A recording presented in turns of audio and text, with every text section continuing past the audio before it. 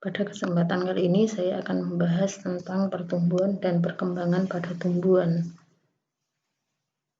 Sebelum ke materi, dilihat dari judulnya, di sini ada kata pertumbuhan dan perkembangan.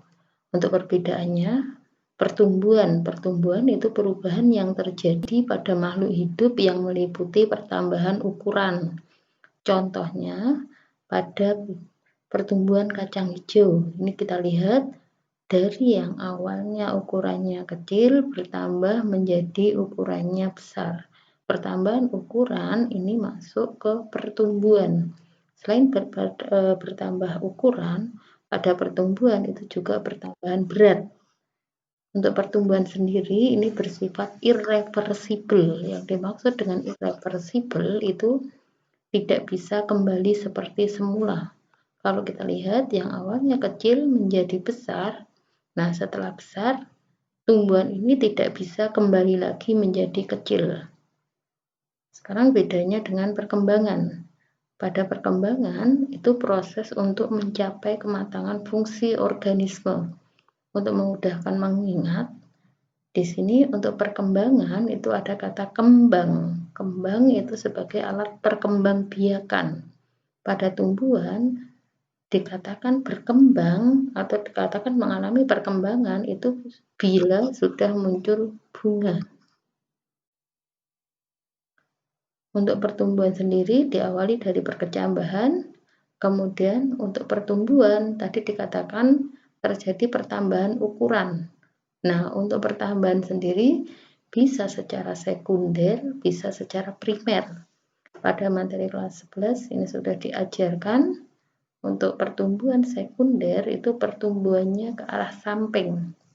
Penyebabnya karena adanya aktivitas dari kambium. Sedangkan untuk pertumbuhan primer itu pertumbuhannya memanjang ke atas dan ke bawah. Untuk pertumbuhan sendiri dipengaruhi oleh ada faktor internal dan ada faktor eksternal. Perbedaannya in itu di dalam. Berarti pertumbuhan yang dipengaruhi oleh faktor yang ada di dalam tumbuhan itu sendiri. Sedangkan kalau faktor eksternal itu faktor yang dipengaruhi oleh faktor luar. Kemudian kita ke perkecambahan.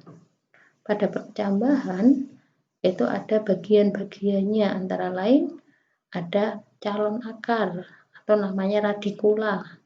Ada daun lembaga itu daun yang pertama muncul, itu namanya kotiledon. Ada batang lembaga. Nah, untuk batang lembaga itu ada istilah epikotil, ada istilah hipokotil. Epi itu atas, hipo itu bawah. Yang dimaksud epikotil itu batang yang letaknya di atas daun lembaga. Sedangkan kalau hipokotil itu batang yang letaknya di bawah daun lembaga. Nanti kita lihat. Kemudian berdasarkan letak perkecambahan ada istilah epigel dan ada istilah hipogel. Untuk perbedaannya kita lihat.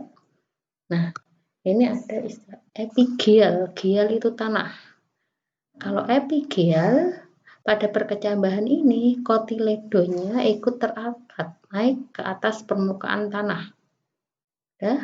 Sedangkan kalau yang hipogel ini kotiledon yang ada di sini ini tetap berada di bawah tanah. Kalaupun tadi ada istilah epikotil dan hipokotil, nah kita lihat dari kotiledon ini. Yang di atas kotiledon itu namanya epikotil. Sedangkan yang di bawah kotiledon itu namanya hipokotil. Kemudian ini kita lihat tadi ada istilah pertumbuhan primer dan pertumbuhan sekunder. Kalau untuk pertumbuhan primer itu pertumbuhan memanjang, bisa ke atas, bisa ke bawah. Sedangkan kalau pertumbuhan sekunder itu pertumbuhannya ke arah samping. Nah, ini pertumbuhan sekunder itu karena adanya aktivitas dari kambium.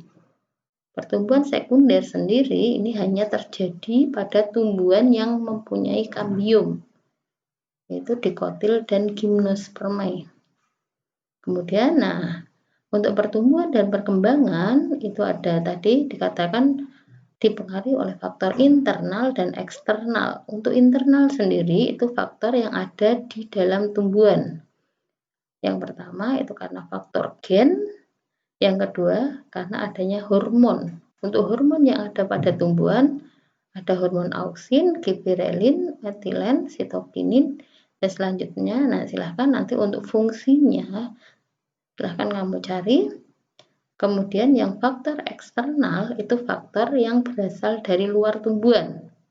Ya, antara lain yaitu karena adanya temperatur, kemudian adanya cahaya matahari, adanya air, adanya pH dan oksigen, serta adanya nutrisi.